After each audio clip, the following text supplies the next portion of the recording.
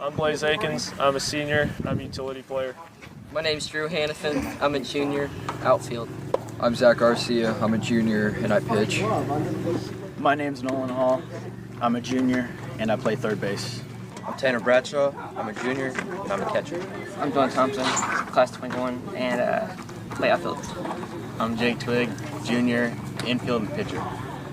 Cole Langley, junior, and I play first base. Quinn Gundelfinger, junior, shortstop.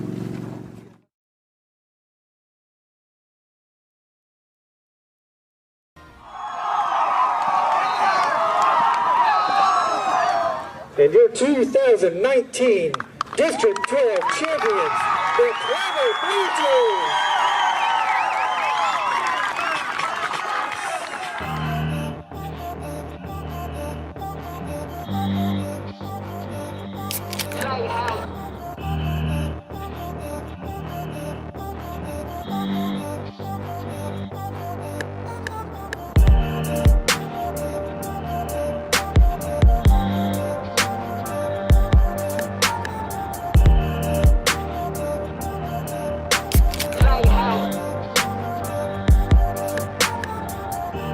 Hello everybody, welcome to the Ozarks Sports Report show. Here joined by the head coach of the Clever BlueJays, Coach Justin Snider.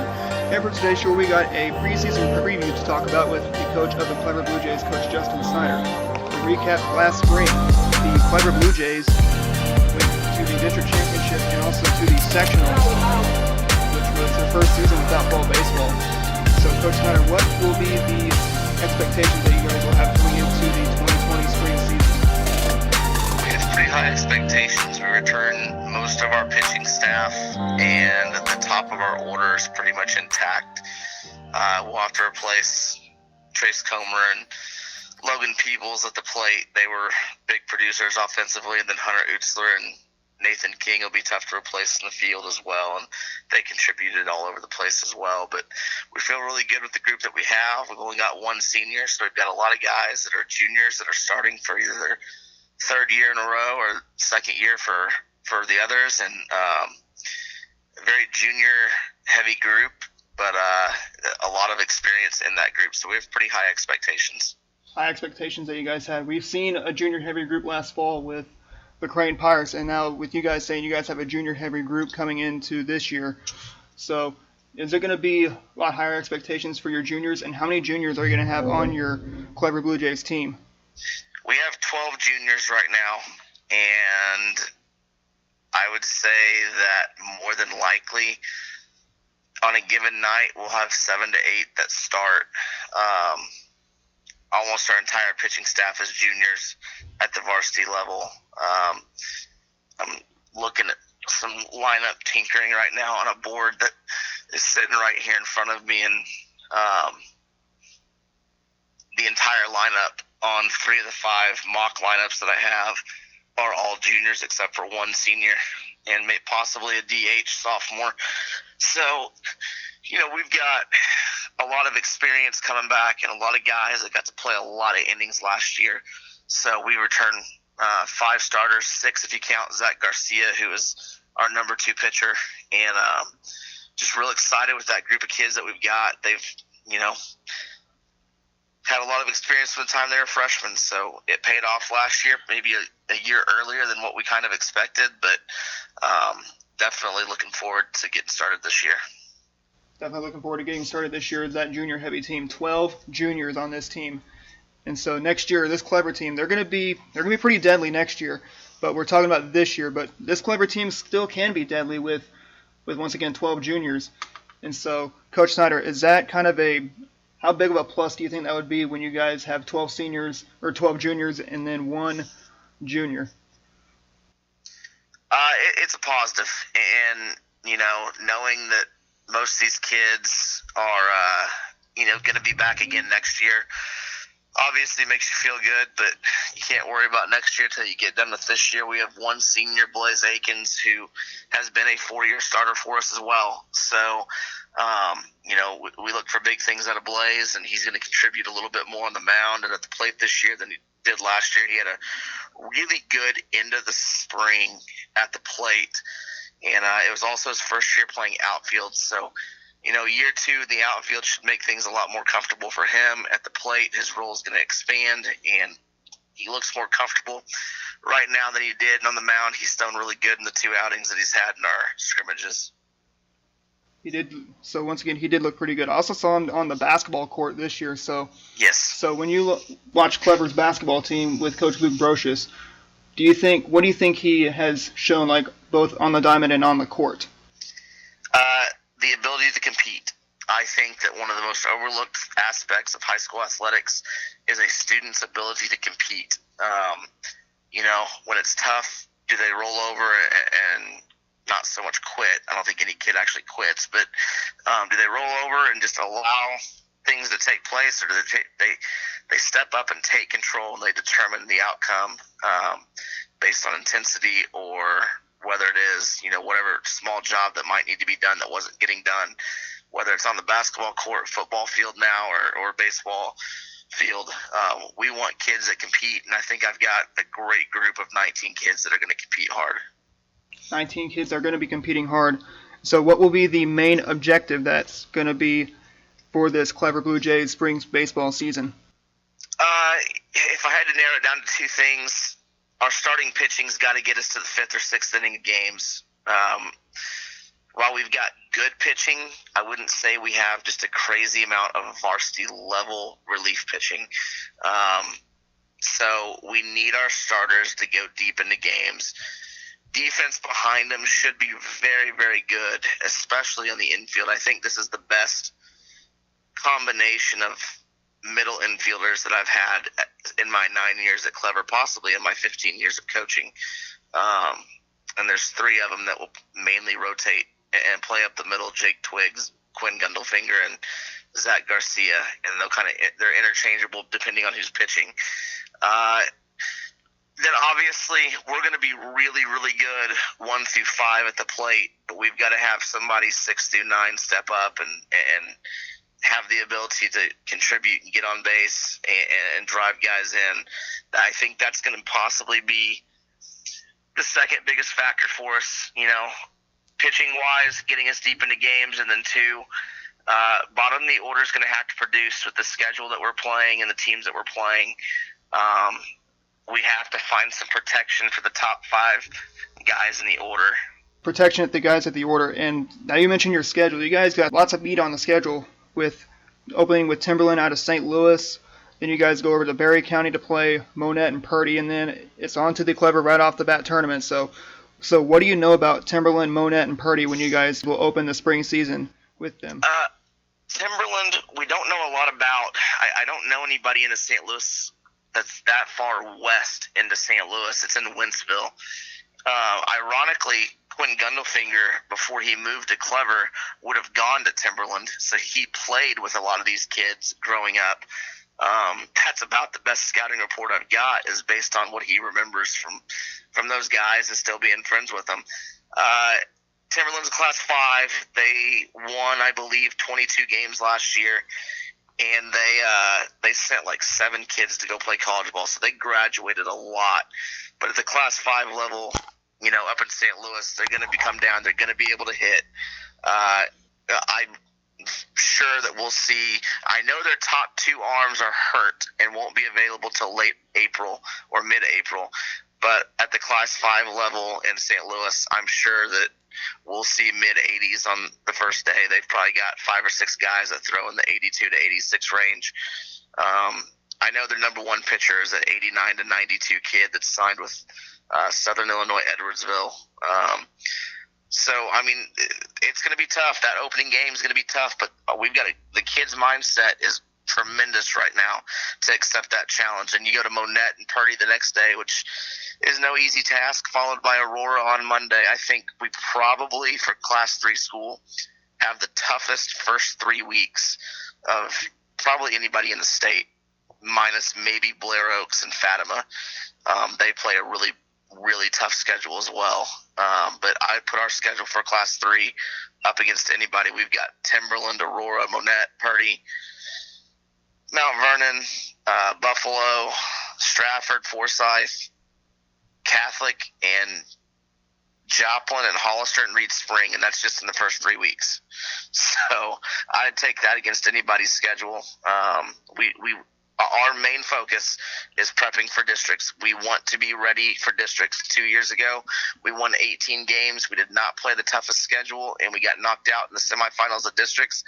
And so we beefed the schedule up, and not only hoping it'll help us in districts, but helping us in conference, because the conference switch was very, very tough and has been for us in Forsyth, because it's a completely different style of baseball. And just to be, honest, the Mid-Lakes is really, really good right now. Mid-Lakes is very good with the teams of Fairgrove, Stratford, Clever once again, Skyline, Stockton, Forsyth. Forsyth and Clever are the two teams that came out of the SWCL into the Mid-Lakes Conference.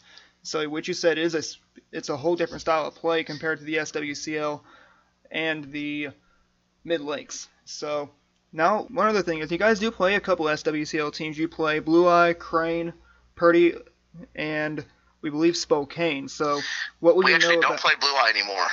We're not on that schedule anymore. I'm not sure if they took us off or we took them off. I think they took us off. We play Spokane, Crane, and Purdy. I think that's it for SWCL schools. Spokane, Crane, and Purdy. So what have you known from last fall from Purdy, Spokane, and Crane, and also from last spring? I know Crane made a huge jump from last spring to this fall. As far as I know that last spring was rough for Coach Harmon, and definitely had some growing pains playing that many sophomores. But, it looked like in the fall they turned it around and kicked it in gear. And Purdy, Coach Hughes, I say it every year, he's one of the best coaches in the state. He just wins with anybody he's got and does a great job with his group of kids. Spokane is an interesting situation. They hired a tremendous coach to take over there, and Justin Sunley, and he spent, I want to say, 11 or 12 years coaching at the Division II level in Lubbock Christian, or at Lubbock Christian in Texas. And they've got to be getting better. He's a tremendous coach, a tremendous baseball mind, and hopefully provides some stability for Spokane, because there's not been a lot of stability in that baseball program for several years, and they deserve, and those kids deserve some stability, and they landed a great coach in Coach Sunley. So a little bit of learning to talk about first Spokane, in which back in 2014 they went pretty far into the postseason before they got knocked out by Crane in 2014. So it's been a while since Spokane has seen playoff baseball past districts. And so do you think down along 160 right in the heart of Christian County, do you think it's time to see some playoff baseball beyond districts in Spokane? I don't know what they've got, to be honest with you. It's in high school baseball at our level, a lot of times in class 1, 2, and 3, it really just depends on the kids you've got.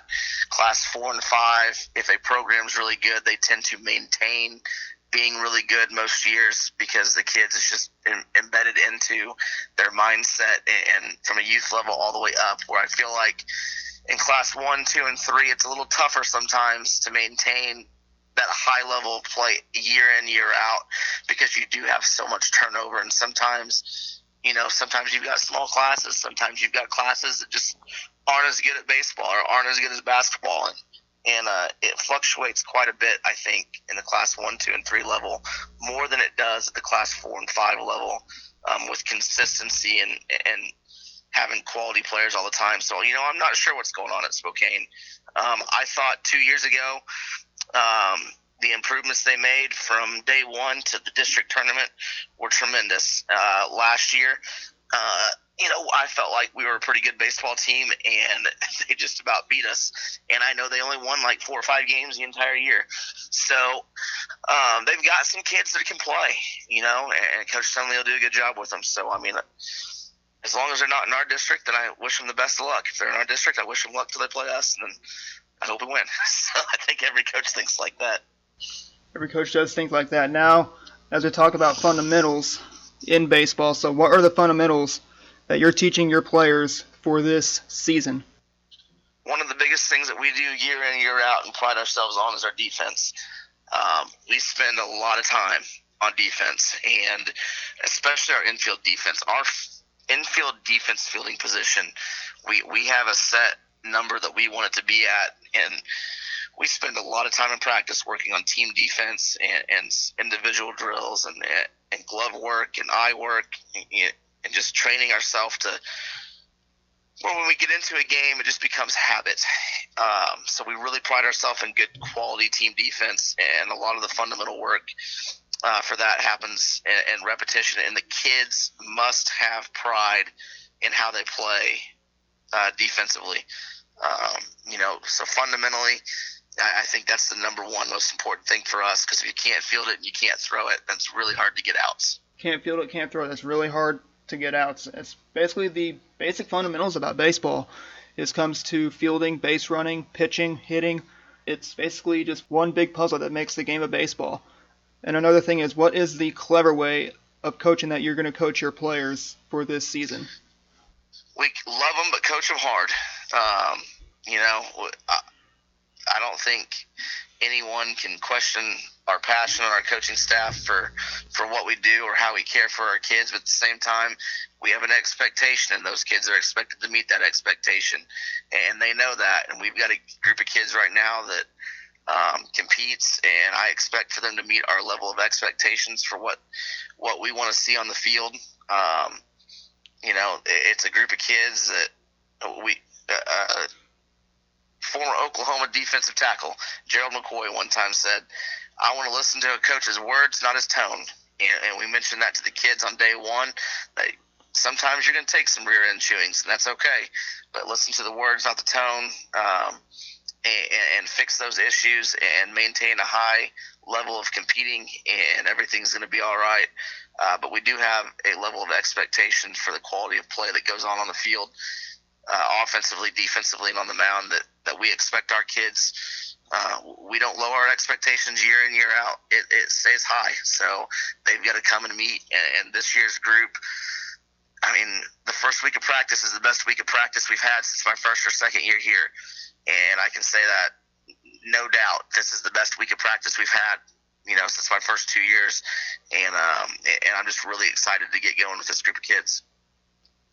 One thing that is very exciting is winning a district. And so this is one thing that Clever wants to do, is they want to go back to the district championship and actually bring home another district championship. You guys took down Forsyth last year in your district championship. You guys had the easy district in Class 3 last year, which that district pretty much went west with you and Forsyth going west.